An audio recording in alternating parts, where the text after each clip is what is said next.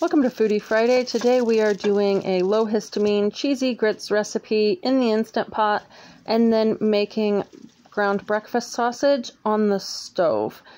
This ground breakfast sausage I am cooking from frozen. I know some of you guys have wanted to see how I do this because you don't have an Instant Pot and you would like to use ground beef, but you really need to not thaw it out first. So this is what I do. I basically cover the ground meat with the lid of the pan. This would actually be better in a skillet than on a griddle, but it's what was sitting there.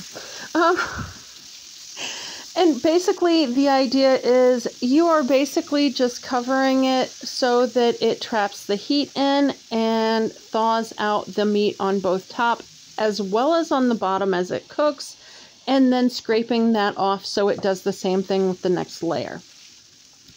I try to keep the meat in the center of the pan because that's where the flame is the hottest. I don't have this on high heat because I don't want the edges where it has already gotten into a smaller form to burn. Now I am going ahead and adding onion to this. I am going off a recipe that was in my notes. It says it's a sure thing from Nancy Martin. I have no idea who Nancy Martin is, but I will list her recipe in the description down below and let you guys know the tweaks that I made to it, mainly just because I didn't have everything in the house it called for, or some of it seemed a little much. Like I cut down the salt just a smidge. Now, in this recipe, I am using pink Himalayan sea salt, a little bit of ground mustard, some garlic granules, granulated garlic, I guess it's called. I did use a little bit of mustard, some thyme. And when I say mustard, I mean dry mustard, not mustard in a bottle, because that typically has vinegar in it.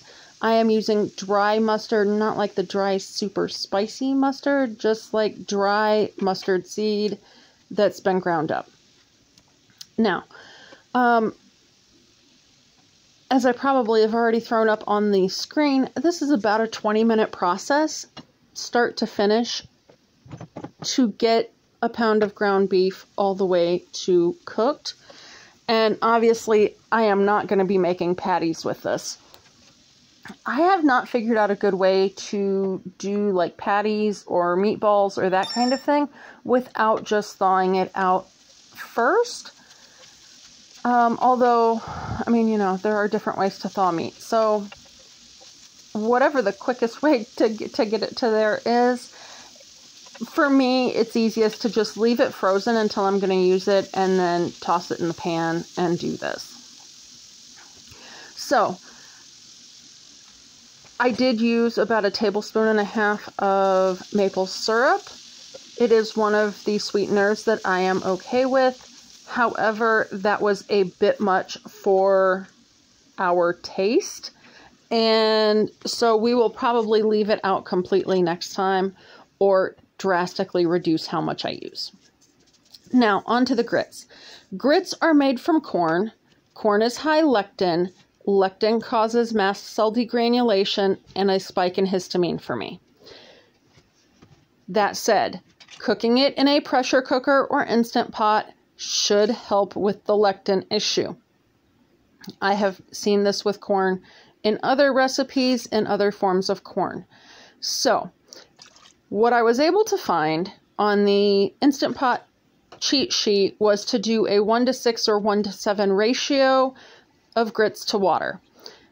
I used 1 cup of grits for this and 6 cups of water and crossed my fingers, because when I was watching the person doing the shrimp and grits, they were very adamant it could not be quick grits.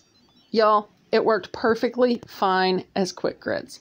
That's what I can get here in northern Indiana from Aldi's and Instacart and whatnot. Use the quick grits. There is nothing wrong with doing that.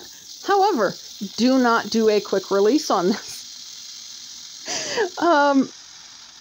I'm hoping that just letting it settle next time will keep that spewing action through the